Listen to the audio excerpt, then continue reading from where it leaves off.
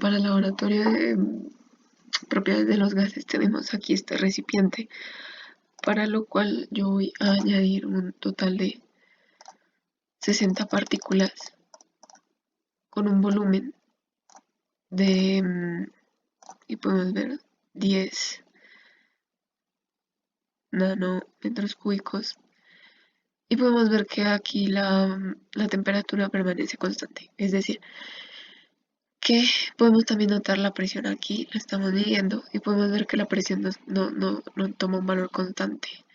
Esto debido a que la presión se debe al choque de las partículas contra las paredes del recipiente, pues esto es como mantiene el movimiento, pues digamos que no es un valor exacto. Si yo quiero mantener la presión constante, podemos ver que es de 7 atmósferas, manteniendo la temperatura constante. Aquí podemos ver,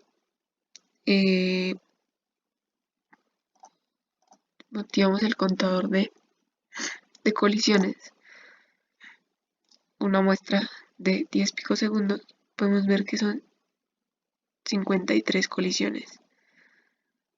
¿Sí?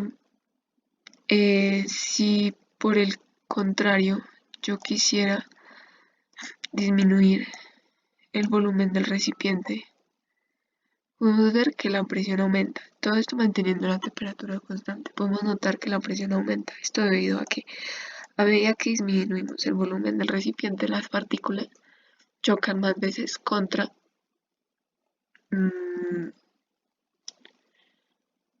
las paredes del recipiente. Vamos a contar nuevamente.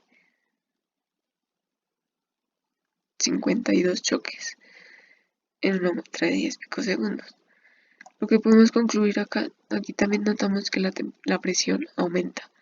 Entonces lo que podemos concluir es que el volumen y la presión son inversamente proporcionales, es decir, que a medida que yo disminuyo el volumen, la presión aumenta.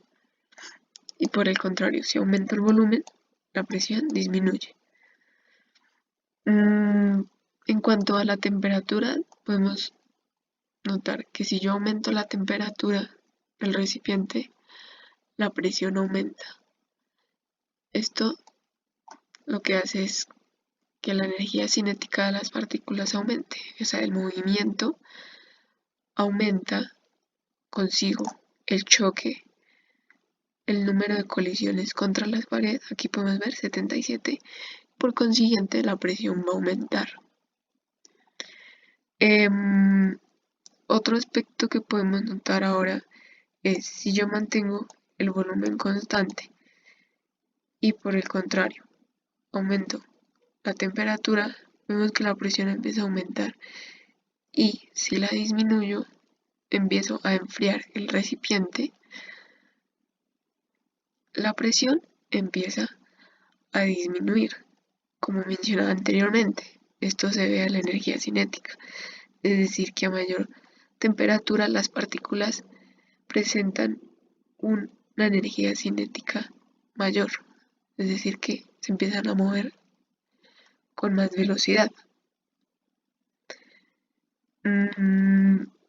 Por otro lado, si ahora yo quiero mantener la presión constante y lo que hago es variar la temperatura, podemos ver que lo que aumenta es el volumen.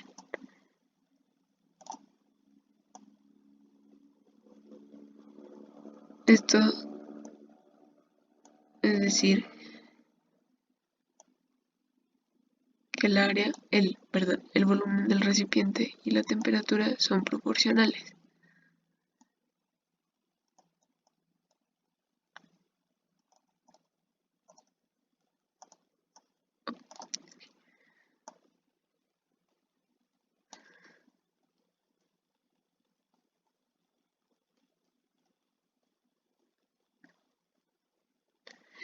Puesto que habíamos notado que las partículas tenían mayor movimiento, por ende más choques, y aumentaba la presión si aumentábamos la temperatura.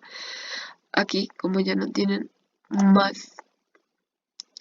como espacio suficiente para mantener la presión constante, lo que necesitamos es aumentar el volumen para que el número de colisiones con la pared se mantenga constante, para que la presión se mantenga constante. Esto hace que el volumen aumente.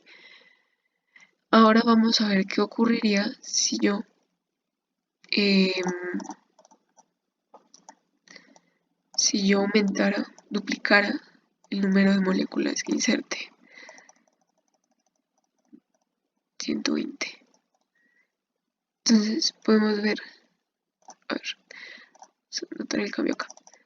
Ahí notamos que automáticamente o inmediatamente la presión aumentó. ¿Por qué? Porque mayor número de partículas, pues mayor será el número de colisiones que tengamos contra la pared. Aquí podemos notar que aumentó hasta 115 en un periodo de muestra de 10 picosegundos. Ahora vamos a ver qué pasaría si en vez de trabajar con partículas pesadas, vamos con partículas ligeras. Vemos que estas partículas se mueven muchísimo más rápido que las partículas pesadas. ¿Esto qué hace? Podemos notar que la presión automáticamente aumentó. Esto implicaría que también la energía cinética. Si yo aumento el volumen, podemos notar lo mismo, la presión disminuye, lo que ya hemos concluido anteriormente. ¿Qué pasa? Si yo aumento la temperatura, aumenta la presión, pero si yo quiero mantener la presión constante y aumento la temperatura, el volumen aumenta. Y podemos ver también que el número de colisiones por picosegundo aumenta demasiado, hasta 512. Ya, básicamente eso es lo que podemos notar.